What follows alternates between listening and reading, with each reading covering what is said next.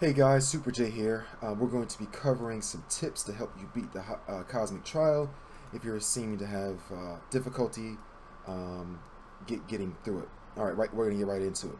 All right, first things first, team up. Team up plays a very important role in the Cosmic Trial. My preference and what I would recommend would be Magic, simply because she is melee, so that she will get in there and take some of that boss aggro, some of those mobs aggro. She also has oops shucks. She also has summons, which also will take some of that damage, mitigate some mobs focusing the summons. She also can heal herself, which is pretty cool.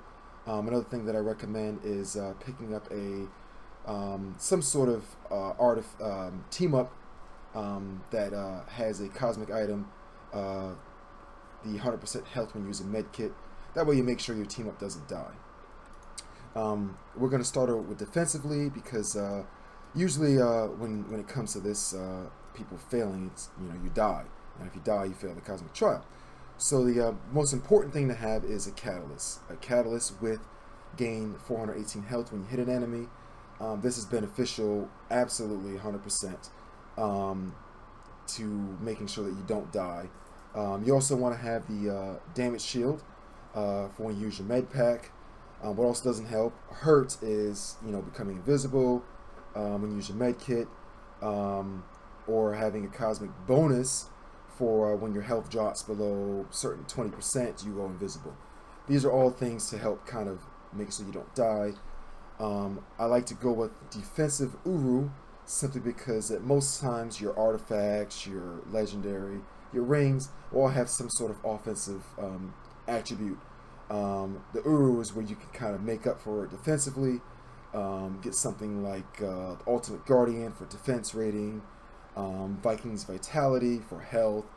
These are things to help increase your survivability and kind of allow you to be able to take some more of that damage, because you won't be able to dodge everything.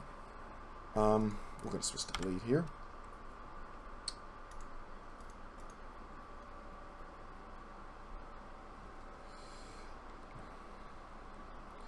Alright, you will notice I also have the defense Uru here with Viking's Vitality.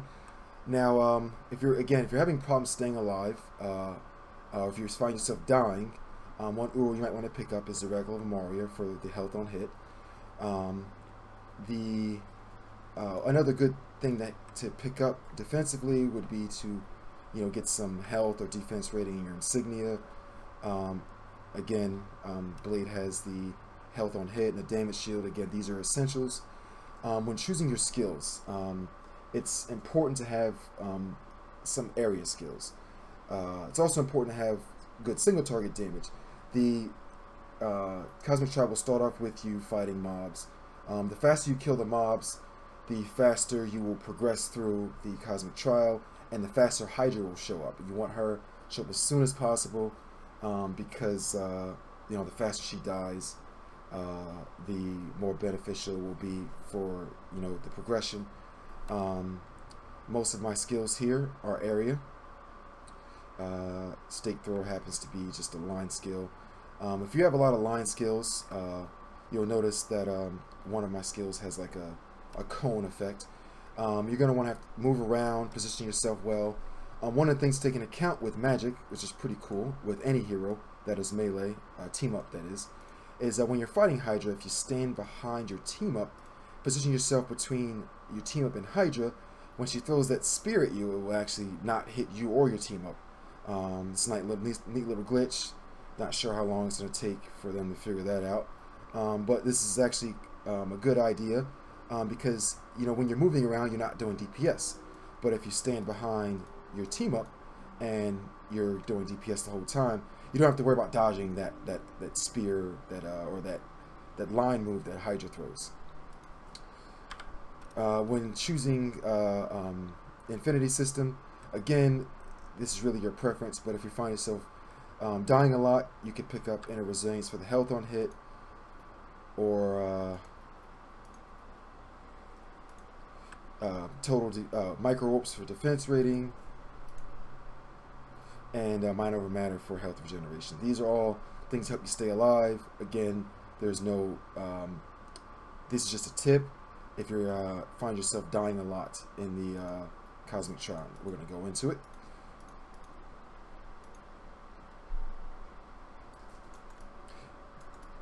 If you happen to get the north area, this area is much larger. It does give you ability to move around a lot more. However, the mobs will be a little bit more spread out. So you might find yourself having a position to get the deeps that you need. If you do not want to get hit by those slams, they do. I'm going to get hit. You're not doing DPS there because you're on the ground. So those you want to minimize the times that you aren't doing DPS as much as possible. You do want to move around a lot because you don't want to get caught in enemy crossfire. You want to try and get magic in a good position so that her and her summons can take a brunt of the damage. Obviously, staying out of red AoEs like that one as such is what you want to do. You do not want to be taking unnecessary damage. Now, right after these Hydra mechs, the Hawkbusters are going to come out. The Hawkbusters hurt. They do a slam that you do not want to get caught in. They also have that line move that you also don't want to get caught in. Now, after the Hawkbusters come out, Hydra will shortly follow. This is where you want to find Hydra and use your ultimate right here. You want to get the Hawkbusters down as quickly as possible. You want to, put as much DPS on Hydra as possible. You want Hydra dead, simply because she has a bodyguard that she summons every so often where she doesn't do damage. If you notice, I'm going to reposition myself, so I'm standing behind her, behind Magic that is, so that spear that she throws doesn't hit me. And if you have to move around, you move around to stand behind Magic. And there it is. Because if I'm not standing behind her, I'm going to eat that spear and it's going to hurt. And I'm going to wind up. You do want to save your signature for Hydra. I would not recommend using your signature on the bodyguard because unlike Red Skull, Hydra can summon a lot more invincibility shields. So the faster you kill Hydra, the less of those shields that she's going to get. So you want to kind of save your signature for Hydra. Alright, we got Hydra down. Next phase will be the Red Skull phase. Similar mobs. You do want to move around a lot. Not get caught in a crossfire.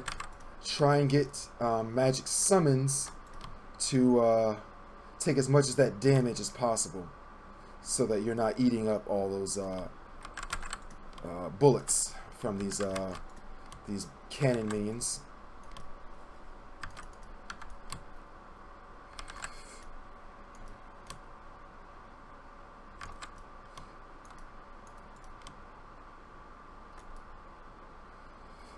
Be mindful of your cooldown for your dash.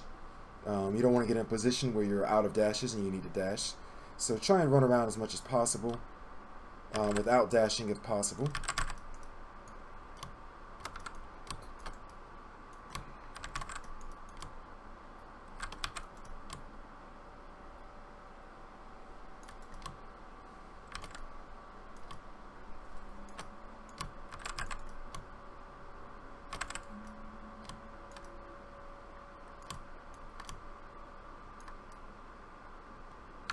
Don't look at the timer, whatever you do. Like, you're looking at the timer, trying to figure it out, you're going to wind up running out of time.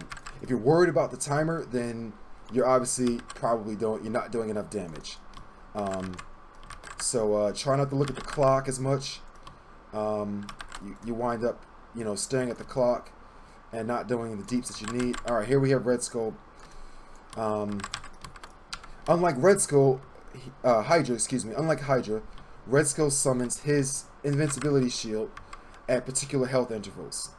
So when you get him to a certain health, he will summon a Sentinel and gain that shield as well. Again, staying behind magic, which is preferential, because I just missed my signature. Sentinel comes out. Do not stand in that stomp. It hurts a lot. Stay out of that. Stay out of his moves.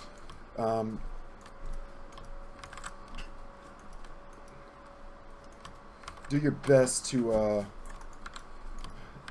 try and get magic to stay on Red Skull. Sometimes you just can't control her, or what she does. That is, you can never really control her. But if she stays on Red Skull and you're dealing with the Sentinel, it actually helps you out a little bit more. You don't have to worry about dodging Red Skull's moves. Again, save your signature for Red Skull. The faster he dies, the better. Here I am eating AoEs from Sentinel.